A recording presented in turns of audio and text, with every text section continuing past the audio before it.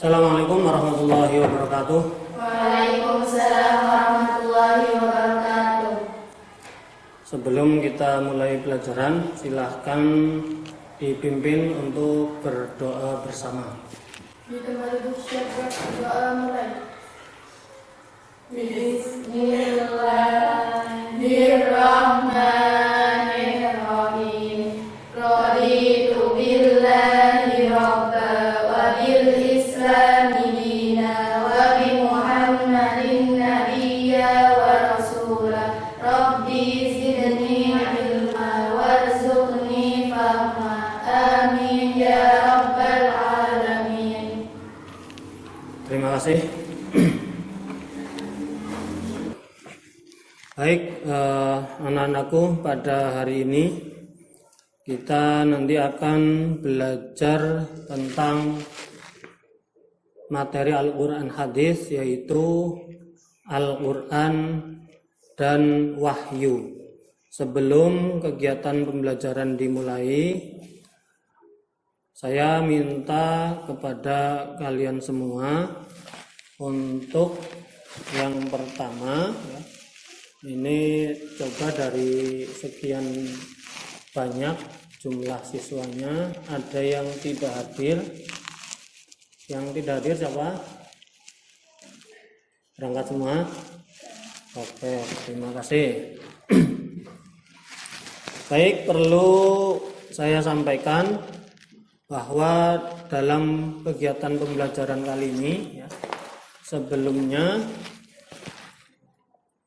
harus diketahui dulu bahwa setelah kalian mempelajari materi tentang Al-Quran dan wahyu, itu diharapkan yang pertama kalian dapat nantinya untuk memberikan kesimpulan tentang Al-Quran dan wahyu menurut para ulama. Yang kedua, nanti dari beberapa dalil-dalil yang ada, diharapkan kalian bisa mengidentifikasi apa dalil-dalil di mana di situ memuat bahwa Al-Quran itu benar-benar wahyu Allah, seperti itu. Kemudian nanti diharapkan juga kalian dapat mempresentasikan di depan, perwakilan dari masing-masing kelompok nantinya setelah diskusi bisa mempresentasikan kesimpulan yang didapat tentang Al-Quran itu adalah wahyu Allah. Mungkin itu sekilas tentang tujuan pembelajaran pada hari ini. Kemudian langsung saja kita mulai pada kegiatan kita pada hari ini.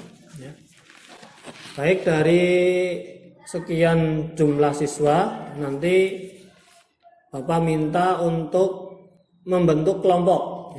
Nanti untuk membentuk kelompok ini dijadikan satu kelompok. Jadikan satu kelompok. Ini nanti bahan yang untuk belajar atau untuk diskusi. Saya ingin bertanya dulu sebelum kita lanjut ke pembahasan. Mbak Najwa, kira-kira tahu nggak Al-Quran itu apa? Al-Quran adalah kitab suci Allah. Yang keras suaranya. Al-Quran adalah kitab suci Allah. Oke. Yang diturunkan kepada Nabi Muhammad. Yang diturunkan kepada Nabi Muhammad, kitab suci Allah yang diturunkan kepada Nabi Muhammad. Mbak Salsa, Kata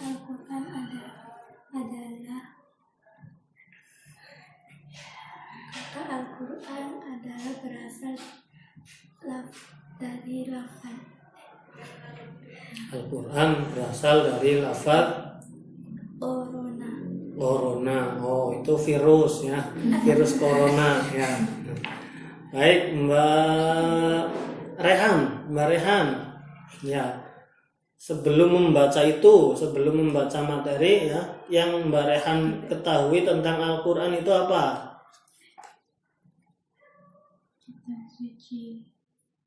Kitab suci Allah yang terakhir ya. Kitab suci Allah yang terakhir. Mbak Nadifah. Kata Al-Quran adalah isim alam nama asli. Alam nama asli ya, memang berarti dari sananya namanya Al-Quran gitu ya. Baik, terima kasih sudah memberikan pendapatnya masing-masing. Ya itulah sekedar untuk pendahuluan kita ya. Baik, tadi sudah dibagi menjadi kelompok ya. Kemudian ini bahannya silahkan nanti kalian diskusikan. Yang pertama terkait dengan pengertian Al-Quran menurut para ulama. Ya, di situ kalian amati, kemudian pendapat-pendapat para ulama. Terus nanti silahkan ambil Al-Quran ya, cari dalil-dalil yang terkait di dalam Al-Quran ya, yang terkait dengan Al-Quran itu sendiri. Kemudian nanti setelah selesai diskusi, nanti perwakilan dari masing-masing kelompok untuk bisa mempresentasikan hasil diskusinya di depan. Baik, mungkin itu ya. Silahkan. Oh ya, sebelumnya saya akan menampilkan atau menayangkan sedikit video ya. Ini sama isinya petunjuk belajar tadi, hanya saja ini dikemas dalam bentuk video.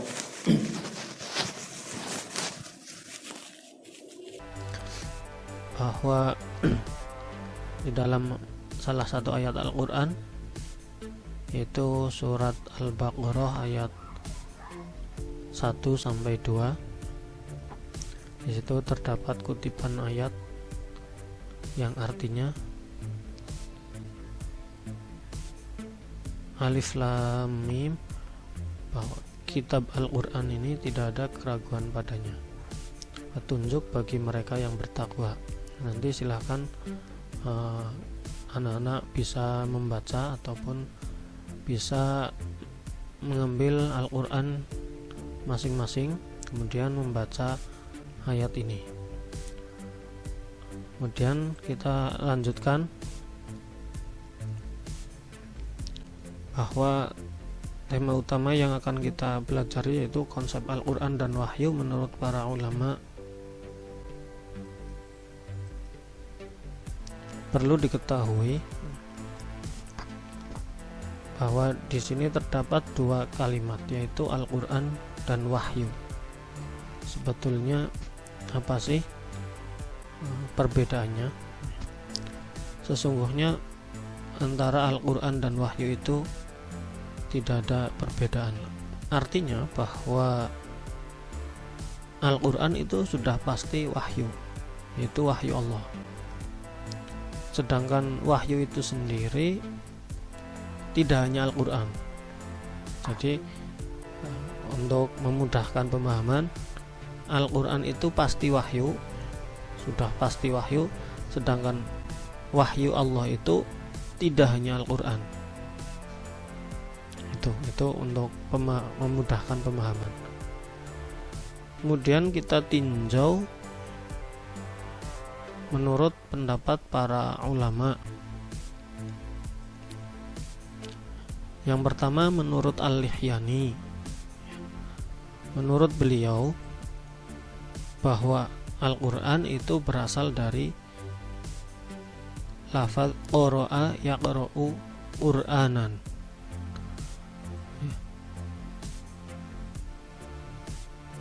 yang artinya adalah bacaan. Hal ini didasarkan pada pada kutipan ayat yang berbunyi Bismillahirrahmanirrahim, Inna alaina jam'ahu wa qur'anah fa idza qara'nahu fattabi' qur'anah. Nanti bisa kalian cari di modul sudah ada ya. Kemudian nanti juga bisa di sesi diskusi, bisa kalian cari ayatnya, ini surat apa, ayat berapa. Nanti ada kata kuncinya ya. Ini nanti sebagai bahan diskusi juga. Jadi bahwa menurut Al-Lihyani ini Al-Quran berarti bacaan. Nah, ini saya jelaskan garis-garis besarnya saja. Nanti untuk lebih detailnya di sesi diskusi bersama kelompok masing-masing kalian diskusikan, dan nanti hasilnya dipresentasikan di depan. Kemudian menurut ulama yang kedua, yaitu menurut Al-Asy'ari. Menurut beliau, Al-Quran itu berasal dari kata korona, yang memiliki arti menggabungkan sesuatu dengan yang lain. Nah, ini mengandung arti bahwa Al-Quran ini menggabungkan sesuatu dengan yang lain. Nanti penjabarannya seperti apa, silahkan nanti menjadi tugas kalian untuk bisa memberikan penjabaran atas pendapat dari Al-Asy'ari ini. Yang selanjutnya yaitu menurut Al-Farra, bahwa Al-Quran itu berasal dari lafaz qorinah atau qorinatun ya, qorinatun itu bahwa di dalam Al-Quran ini saling membenarkan yang lainnya. Nah, ini juga nanti silahkan didiskusikan.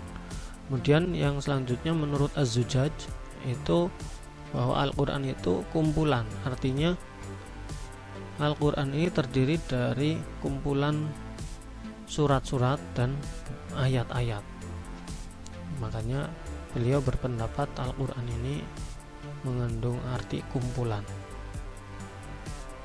Kemudian selanjutnya menurut Asy-Syafi'i, menurut beliau bahwa Al-Quran itu bukan berasal dari kalimat atau kata apapun, tetapi itu asli memang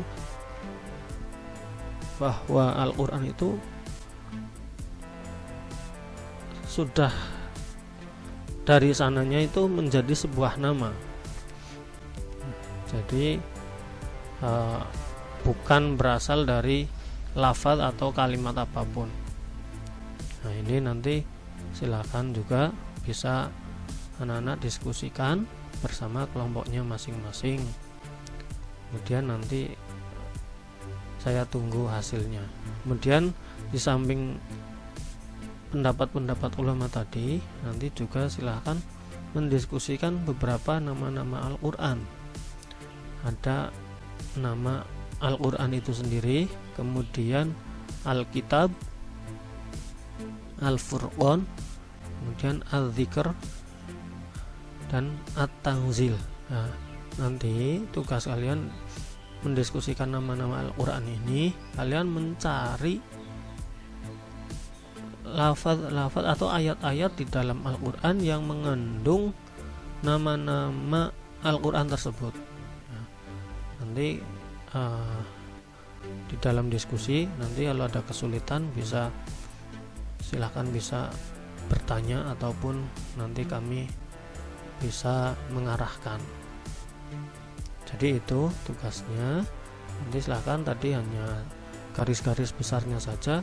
Nah, untuk lebih detailnya ini menjadi tugas kalian untuk mendiskusikan bersama kelompoknya. Baik, nanti Bapak minta salah satu ada yang membaca salah satu ayat Al-Quran ya, yaitu surat Al-Baqarah ayat 1 sampai 2. Baik, terima kasih sudah membaca. Baik, kita silahkan kalian lanjutkan untuk berdiskusi. Ini silahkan bisa menghadap ke belakang ya. untuk berkelompok.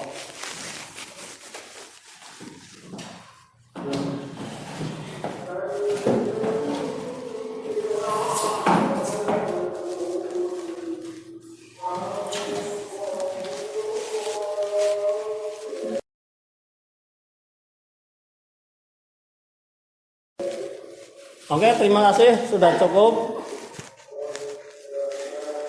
Bisa kembali ke menghadap ke depan. Bisa kembali menghadap ke depan ya.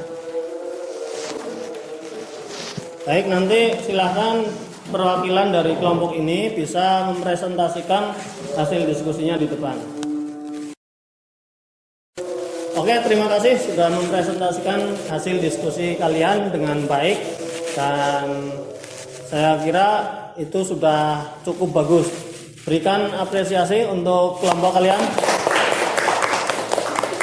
Oke, baik, untuk pertemuan kali ini ya, kita cukupkan dulu. Tapi sebelum kita akhiri ya, sekilas ingin Bapak sampaikan mengenai Al-Quran ya, dan wahyu Allah itu tadi ya, bahwa Al-Quran adalah wahyu Allah. Jadi tidak terlepas itu, mungkin ada yang meragukan ataupun kurang percaya ya, bahwa kita sebagai umat Islam harus yakin bahwa Al-Quran adalah memang benar-benar wahyu Allah, dan itu sudah dijelaskan dalam Al-Quran sendiri bahwa Al-Quran itu terjaga keasliannya, terjaga kemurniannya.